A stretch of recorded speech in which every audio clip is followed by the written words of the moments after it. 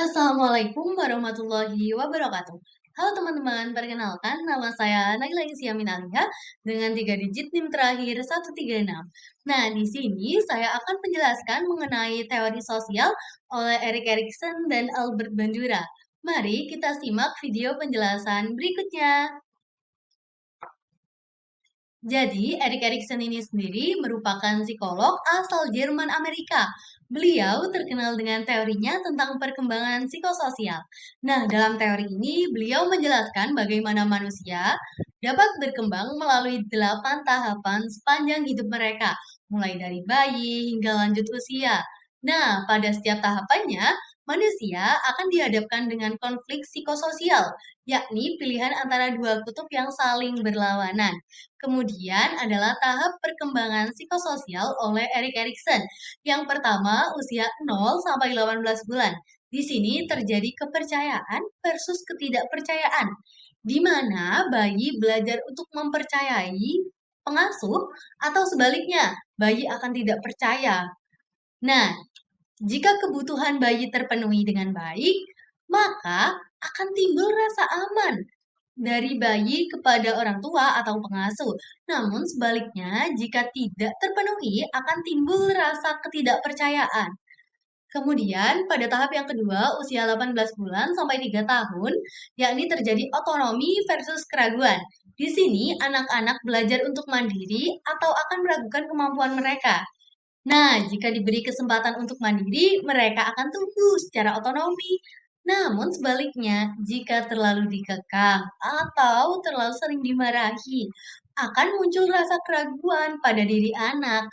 Kemudian pada tahap yang ketiga, usia 3 sampai 6 tahun, terjadi inisiatif versus rasa bersalah. Nah, di sini anak akan mengembangkan minat dan aktivitas mereka. Nah, jika mendapat dukungan dari lingkungan sekitar, akan mendorong inisiatif dari anak itu. Namun sebaliknya, jika mendapat larangan atau hukuman secara berlebihan, maka menyebabkan munculnya rasa bersalah pada diri anak. Kemudian pada tahap keempat, usia 6 sampai 12 tahun, terjadi industri versus inferioritas. Nah, pada tahap ini anak sudah mulai bersekolah, pastinya sudah berinteraksi dengan guru dan teman sebaya yang lainnya. Nah, jika berhasil dalam tugas sekolah, akan menumbuhkan rasa industri atau rasa percaya diri pada diri anak. Namun sebaliknya, jika mengalami kegagalan, anak akan menimbulkan rasa inferioritas. Inferioritas itu keadaan kayak rendah diri, kurang percaya diri, kayak gitu.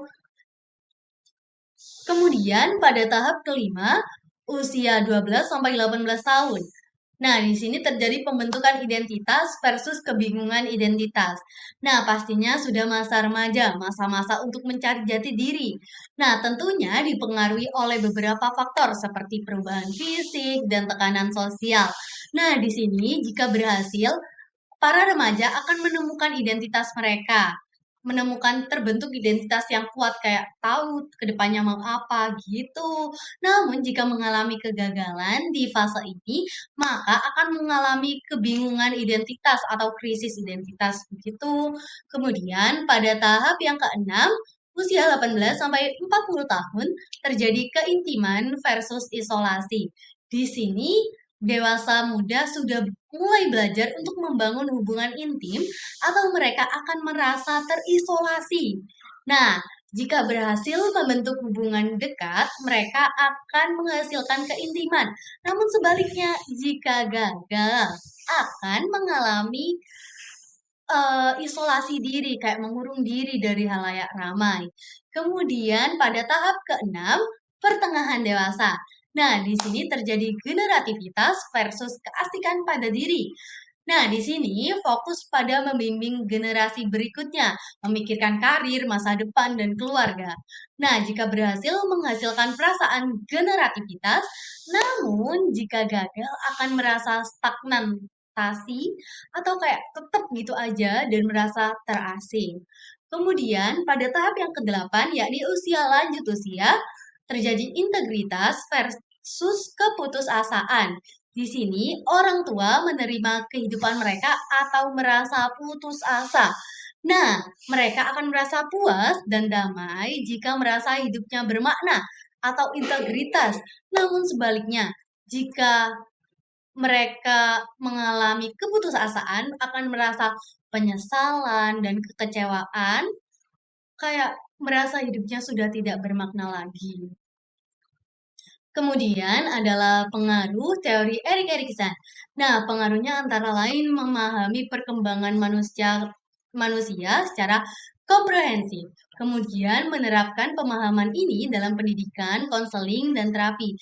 Jadi kayak, oh usia 0 sampai 18 bulan, ibu harus melakukan ini supaya menarik kepercayaan pada diri bayi. Jadi itu bisa diterapkan dengan mematok usia-usia tertentu pada diri seseorang. Kemudian, yang terakhir adalah menilai dan meningkatkan kesejahteraan individu dan masyarakat. Selanjutnya adalah tokoh Albert Bandura. Nah, Albert Bandura ini sendiri merupakan seorang psikolog asal Kanada, Amerika, yang terkenal dengan teorinya tentang pembelajaran sosial kognitif. Nah, teori ini menjelaskan bagaimana manusia belajar melalui pengamatan, peniruan, dan penguatan. Nah, Bandura percaya bahwa manusia adalah agen aktif dalam pembelajaran mereka sendiri, dan bahwa mereka akan dapat belajar dari pengalaman mereka sendiri dan pengalaman orang lain. Kemudian, konsep utama dari teori Albert Bandura ini tadi meliputi pembelajaran observasional, pemodelan, penguatan, efikasi diri, dan harapan diri. Nah, apa sih pembelajaran observasional itu? Pembelajaran observasional adalah proses belajar dengan mengamati orang lain. Nah, kalau pemodelan adalah proses mendemonstrasikan perilaku yang ingin dipelajari. Kemudian, kalau penguatan adalah apapun yang meningkatkan kemungkinan perilaku diulangi di masa depan. Kemudian yang terakhir, efikasi diri adalah keyakinan seseorang tentang kemampuan mereka untuk berhasil. Nah, selanjutnya, jika harapan diri merupakan keyakinan seseorang tentang apa yang akan terjadi jika mereka melakukan suatu perilaku itu tadi. Nah, menurut analisis Bandura tahun 1997 tentang pembelajaran observasional itu melibatkan 4 fase, antara lain fase perhatian, kemudian fase retensi, kemudian fase reproduksi, dan yang terakhir fase motivasi. Nah, berikut adalah fase-fase pembelajaran observasional.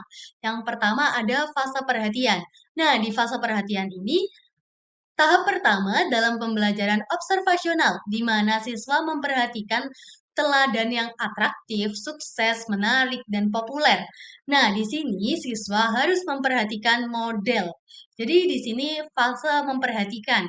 Kemudian, fase selanjutnya adalah fase retensi. Tahap kedua, pengamat harus dapat mengingat apa yang mereka amati. Misalnya, siswa mengingat langkah-langkah yang diajarkan gurunya dalam memecahkan masalah matematika. Jadi, fase retensi ini adalah fase ingatan dari fase sebelumnya. Jadi, setelah fase perhatian, siswa perlu fase mengingat atau fase retensi. Kemudian, fase yang ketiga adalah fase reproduksi.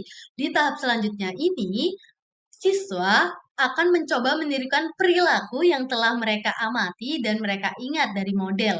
Misalnya, siswa SD mengikuti langkah-langkah gurunya dalam menggambar bangun kubus. Jadi setelah memperhatikan, kemudian mengingat langkah-langkah, siswa akan mempraktikkan.